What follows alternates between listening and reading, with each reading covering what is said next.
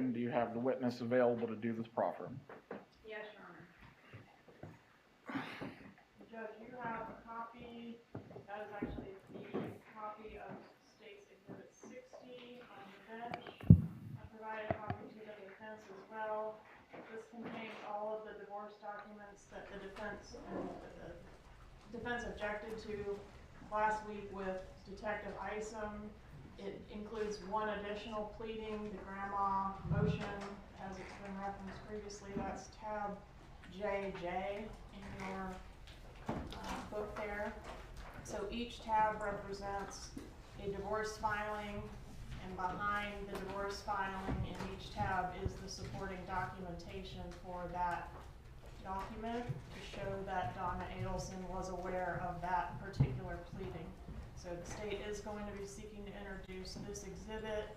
My understanding is the only issue in contention at this time is the JJ tab. So we will call Investigator Newlin at this time to address that issue. Investigator Newlin, if you can come up and take the stand.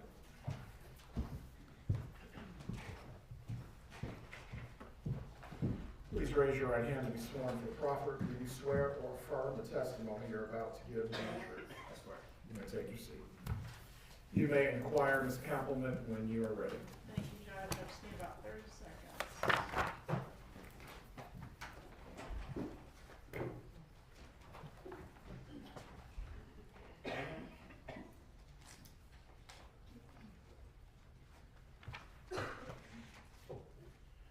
Deputies, if we've run out of seating room, is there an overflow area?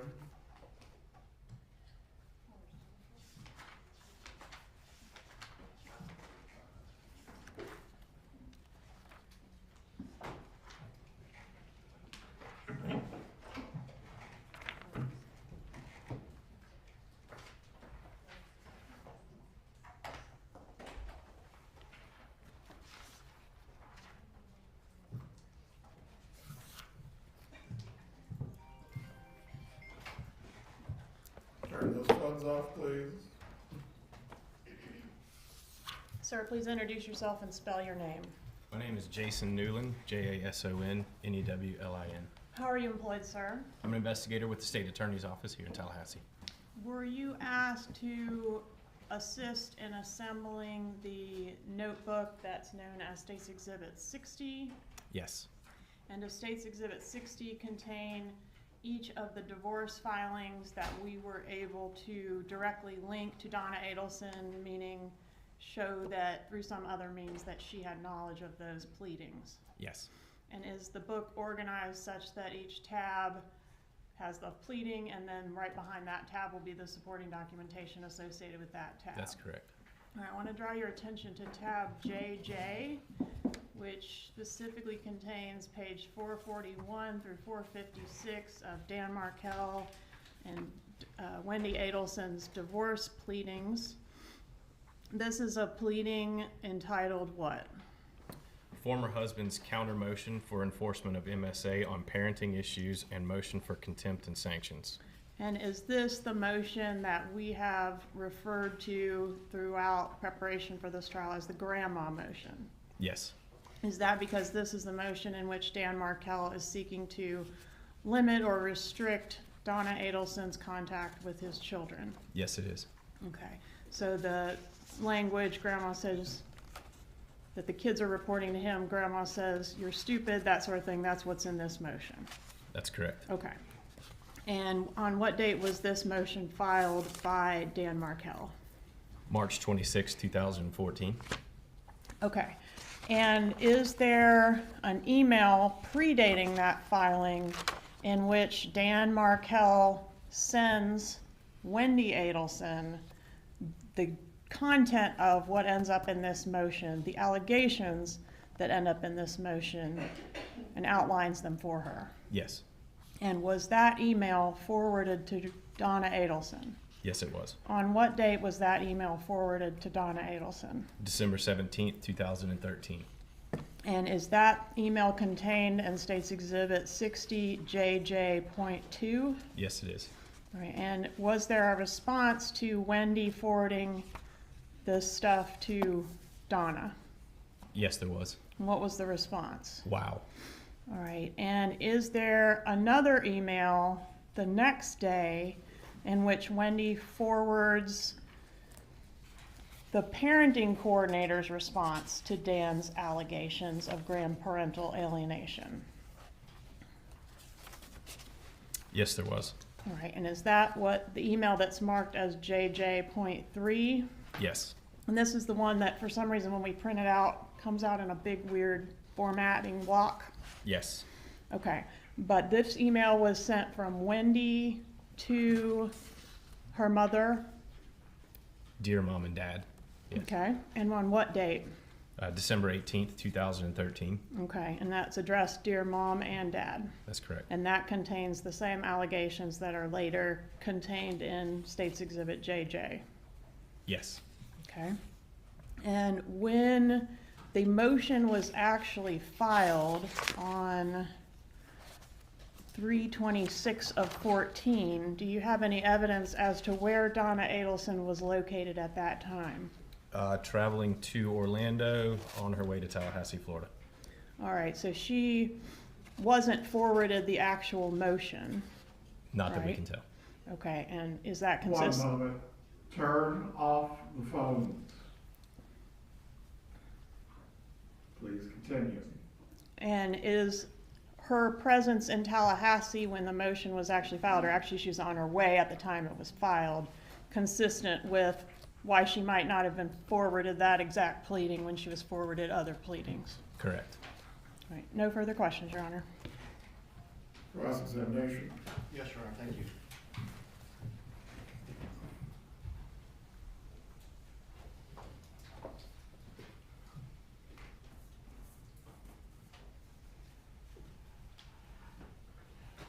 Good morning. Morning. The email JJ2 that is dated December 18th of 2013, that was sent to an email address shared by Donna Adelson and Harvey Adelson, correct? Correct. You don't know who responded wow, do you? I do not.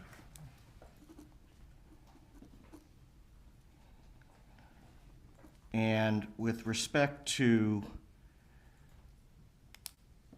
Donna Adelson driving from Orlando to Tallahassee at the time that the motion was filed on March 26, 2014, you don't have any evidence that that motion was shared with Donna, do you? No. Nothing further? Going to redirect for Investigator Newlin. In the research you did on all the filings preceding JJ, were many of those sent to the shared email address, donnaharvey@gmail.com? Most of them, yes. Okay, and in many of those, does Donna respond in a way that we can confirm that it's Donna Adelson responding as opposed to Harvey Adelson? Wow was a common response from many emails signed Love Mom. Right, but my question is, in a lot of them, do we have a pattern of Donna responding to those emails? Yes. And we have a pattern of her doing so such that we can say this one is Donna, not potentially Harvey. That's correct. Objection calls for speculation. Overruled, but if he is aware of the pattern through his investigation, he may testify confidently on this point. Meaning they're signed Mom, Yes. or they say Dad and I, whatever, with context indicating Donna's the author as opposed to Harvey. That's correct. Nothing further, Judge. You may step down, Investigator. Any other witnesses or evidence to offer concerning the issue of the proffer? No, Your Honor, not all we're learning about is that tab. Mr. Zeldin, you may make any final argument concerning JJ of State 60. Thank you, Your Honor. Your Honor, it's the defense position that the state's argument is entirely speculative. In Investigator Newlin's testimony, he indicated that the pattern indicated that when Donna was responding to these emails with pleadings, she would sign it with her name, or she would indicate Dad and I. This response, JJ2, just says wow exclamation point. As a result, Your Honor, it's our position that the state cannot establish a foundation for admission of JJ1, which is the March 26, 2014 counter motion that the state has nicknamed the grandmother motion. Scott, Holman, you may briefly respond. Judge, the email was sent to a joint email that we can prove was routinely checked and responded to by Donna Adelson.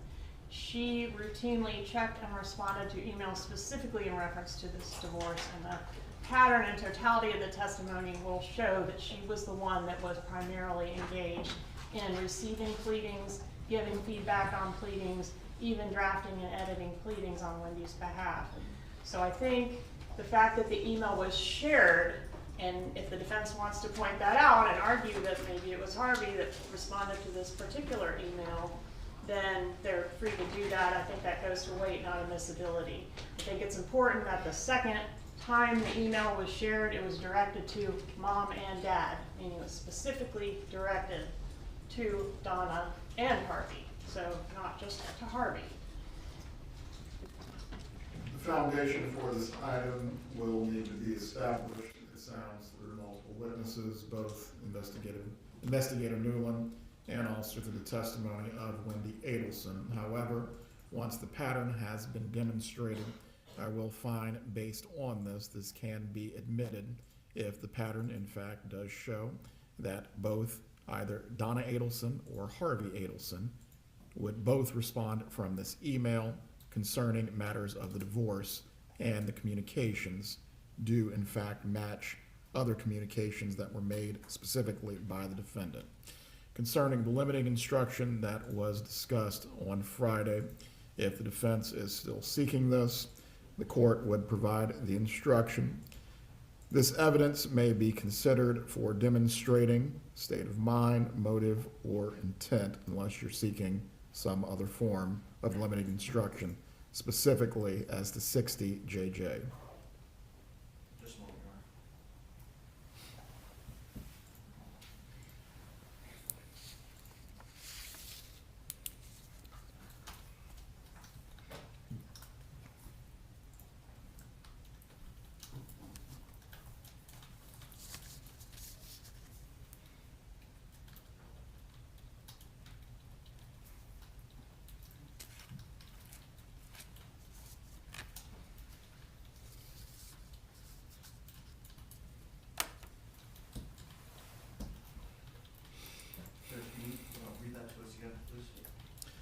This evidence may be considered for demonstrating the defendant's state of mind, motive, or intent as far as any arguments that Donna Adelson is in fact not the person who sent the wow response because it was shared. Certainly the defense is free to cross-examine on that point and present any evidence or argument in support of that position. But I am going to find that these matters being argued go to weight, not admissibility, if the pattern can be demonstrated by both the investigator and Wendy Adelson and their knowledge of these communications or investigation. That's, defense appreciates that and agrees with the language. Very well. Ms. Kappelman, do you wish for State 60 to remain at the bench, or will you need it back for the moment? I have a copy, Judge, so if you'd like to keep it for your use, that's fine, or I can retrieve it. Right. I will just keep it up here then next to my trial notebook. Are there any other matters that we need to address before the jurors are brought in for this morning? No, Your Honor. I believe, as previously discussed before last week on Friday, as it relates to Wendy Adelson, if the defense is still seeking to take a proffer as to matters that would be both relevant and would not, at least in their review of the evidence, go to Mrs. Adelson's Fifth Amendment privilege, I will allow you to take a proffer out of the presence of the jury concerning that matter. Is Mr. Loro present so he understands what will take place? I don't think he's present, Judge. I think I told them 10 o'clock. All right. When it's time for her to take the stand, she will be testifying pursuant to the state subpoena and any immunity that would attach under the state subpoena. After that examination has concluded, the jurors will be taken out of the room so the proffer can take place.